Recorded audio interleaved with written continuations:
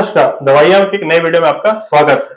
हमने अलग अलग तरह के पेन किलर या आप उसको बोल सकते हो non steroidal anti inflammatory drug यानी NSAID के बारे में बात किया था। आज भी एक NSAID या पेन किलर के बारे में बात करेंगे। ये एक ऐसा ड्रग है जो ऑपियोइड स्पेयरिंग एजेंट है। तो सबसे पहले ये समझते हैं ऑपियोइड स्पेयरिंग एजेंट क्या होता है। तो वीडियो स्टार्ट करने से पहले वीडियो को अंत तक जरूर देखिएगा। अगर आपको वीडियो पसंद आता है तो लाइक शेयर जरूर कीजिएगा और आपने सब्सक्राइब नहीं किया है तो सब्सक्राइब करना ना भूलें। तो ऑपियोइड स्पेयरिंग एजेंट क्या होता है? ऑपियोइड स्पेयरिंग एजेंट वैसी दवाइयां होती हैं जो ऑपियोइड की तरह काम करती हैं। ऑपियोइड एक ऐसा एनाल्जेसिक होता है जो बहुत हाई पोटेंट होता है और ड्रग डिपेंडेंसी या उसको आप आसान भाषा में समझने के लिए बोल सकते हो कि नशा कराने में हेल्पफुल होता है, जैसे मॉर्फिन हो गया। तो ऑपियोइड स्पेयरिंग एजेंट वैसी दवाइयां होती हैं जो ऑपियोइड के जैसे काम करती हैं लेकिन ऑपियोइड नहीं होती, नारकोटिक्स नहीं होते, ठीक है। तो हमारा जो आज का ड्रग है वो है केट्रोलेक। केट्रोलेक ऑपियोइड स्पेयरिंग एजेंट है और साथ में non steroidal anti inflammatory drug है। ये नारकोटिक्स ड्रग नहीं है लेकिन ऑपियोइड के जैसे काम करता है। जैसे मॉर्फिन मिपेरिडीन का जो स्टैंडर्ड डोज है, जैसा वो स्टैंडर्ड डोज में अपना इफेक्ट देते हैं, केट्रोलेक अपने डोज में ये सेम इफेक्ट शॉर्ट टर्म के लिए दे पाता है, इसीलिए इसको ऑपियोइड स्पेयरिंग एजेंट बोलते हैं। अगर मैं इसके मैक्सिमम ऑफ एक्शन की बात करूं कि ये काम कैसे करता है, तो ये दो तरह से काम करता है। साइक्लोऑक्सिनेज 1 रिसेप्टर, साइक्लोऑक्सिनेज 2 रिसेप्टर, दोनों को बाइंड करता है। साइक्लोऑक्सिनेज 1 हमारे लिए अच्छा रिसेप्टर होता है क्योंकि ये जो प्रोस्टाग्लैंडिन रिलीज करता है वो हमारे स्टमक लाइनिंग के लिए या बोल सकते हो गैस्ट्रो इंटेस्टिनल लाइनिंग के लिए और किडनी के लिए सेफ होता है, उसको सुरक्षित रखने में ये हेल्पफुल करता है। इसीलिए प्रोस्टाग्लैंडिन कॉक्स 1 वाला इंपॉर्टेंट है। लेकिन ये कॉक्स 2 साइक्लोऑक्सिनेज 2 रिसेप्टर को ही बाइंड करता है। कॉक्स 2 जो है वो एविल है, यहाँ पे वो हमारा दुश्मन है, क्योंकि जब हमें चोट लगती है, सूजन होता है या फिर दर्द होता है, बुखार होती है, तो वो भी प्रोस्टाग्लैंडिन की वजह से होता है और वो प्रोस्टाग्लैंडिन कॉक्स 2 ही रिलीज करता है। तो अगर ये कॉक्स 2 को बाइंड करता है और काम करने से रोक देता है, ब्लॉक कर देता है, तो दर्द, सूजन, बुखार वगैरह खत्म हो जाते हैं। अगर मैं इसकी बात करूं फार्माकोकाइनेटिक की, तो ये तीनों फॉर्म में होता है, इंट्रामस्कुलर, इंट्रावेनस और ओरल फॉर्म में। अब जब इसको तीनों फॉर्म से लेते हो तो बॉडी में अच्छे तरीके से एब्जॉर्ब होता है, पूरे बॉडी में डिस्ट्रीब्यूट होता है, लीवर में मेटाबोलाइज होता है, किडनी के माध्यम से ये निकल जाता है। अगर इसकी हाफ लाइफ की बात करें तो 4 से 6 घंटे की इसकी हाफ लाइफ होती है, जिसकी वजह से इसको हो सकता है कि दिन में 3 बार लेना पड़ जाए। डिपेंड करता है कि कैसा दर्द है, क्या टेंडेंसी है।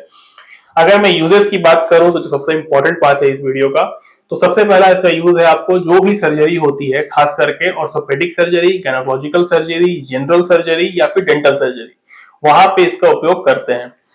उसके अलावा वैसी जगह है जहां पर ऑपियोइड्स की जरूरत होती है, एक शॉर्ट एक्यूट पेन है और ऑपियोइड की जरूरत है, लेकिन ऑपियोइड की जगह पे आप इसका यूज करके उस पेन को मिटिगेट कर सकते हो, कम कर सकते हो, तो वहां पे इसका उपयोग कर सकते हैं। जैसे कैंसर रिलेटेड पेन हो गया, ब्रेन रिलेटेड पेन हो गया।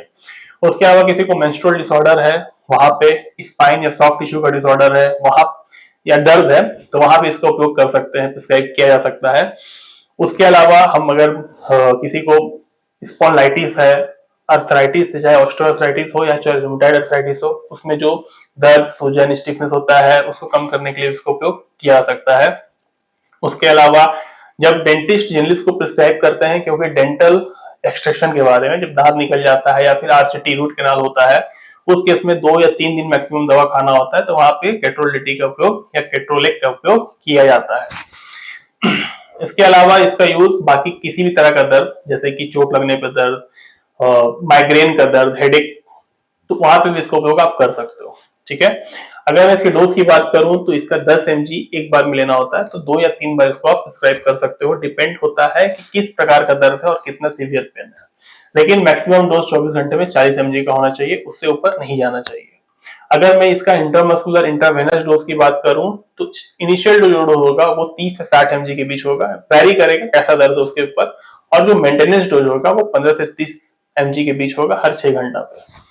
अगर मैं इसके साइड इफेक्ट की बात करूं तो अगर आप इसको 5 दिन से ज्यादा यूज करते हो तो ये बिल्कुल सेफ नहीं होता है। 5 दिन के बाद इसका जो साइड इफेक्ट होता है वो थोड़े सीवियर होने शुरू हो जाते हैं। तो इसके साइड इफेक्ट नॉर्मल वाले हैं, नॉसिया, वोमिटिंग, डायरिया, डिजीनेस वगैरह होता है। उसके अलावा कुछ साइड इफेक्ट ऐसे हैं जो रेयरली देखने को मिलते हैं, जैसे गैस्ट्रिक अल्सर, गैस्ट्रिक ब्लीडिंग, उसके अलावा कार्डियोवास्कुलर साइड इफेक्ट जैसे स्ट्रोक, मायोकार्डियल इन्फेक्शन या फिर ब्लड डिसऑर्डर, सर्जरी के पहले ब्लड लॉस होना, इस तरह के साइड इफेक्ट देखने को मिल सकते हैं, बट ये रेयर होता है। अगर कोई किडनी पेशेंट है तो उसके किडनी पे डैमेज के खतरे बढ़ जाते हैं, तो किडनी पेशेंट को ये दवा अवॉइड करना चाहिए।